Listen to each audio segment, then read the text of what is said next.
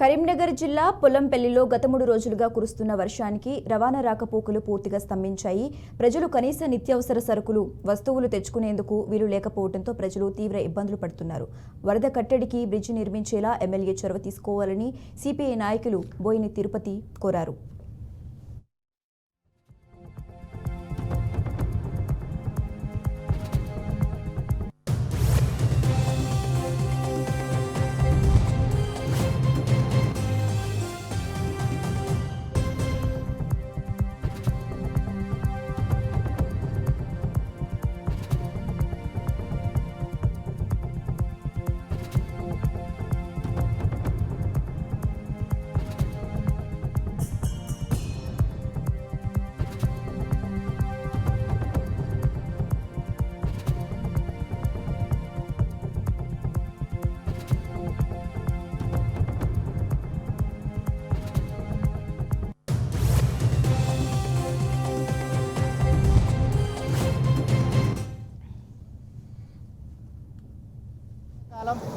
ఇదే పరిస్థితి ఎదుర్కోవాల్సి వస్తుంది.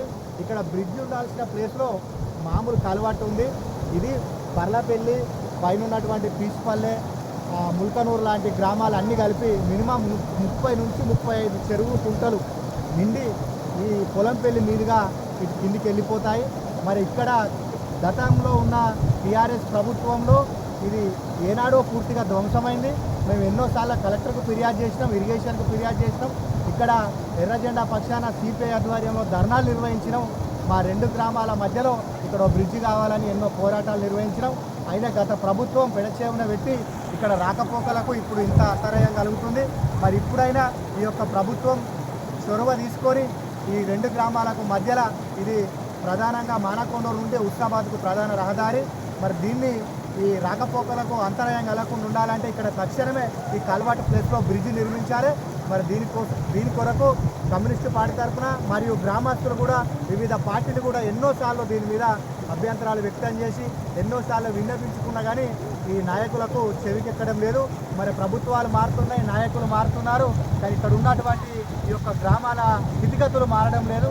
కాబట్టి తక్షణమే ఇప్పుడు ఉన్నటువంటి స్థానిక ఎమ్మెల్యే గారు దీనిపైన స్పందించి ఈ యొక్క బ్రిడ్జి నిర్మాణం కొరకు నిధులు కేటాయించి ఈ యొక్క గ్రామాలను సస్యశ్యామలం చేసి ఇది రహదారి, ఇది ఉస్నాబాద్ మానకొండూరు ఉండే దారి. ఇది మెట్ల కాడికి, ఆవుల కాడికి, బర్రెల కాడికి పోవడానికి కూడా మా తెలిసడానికి కూడా బాగా చాలా ఇబ్బంది అవుతుంది మాకు.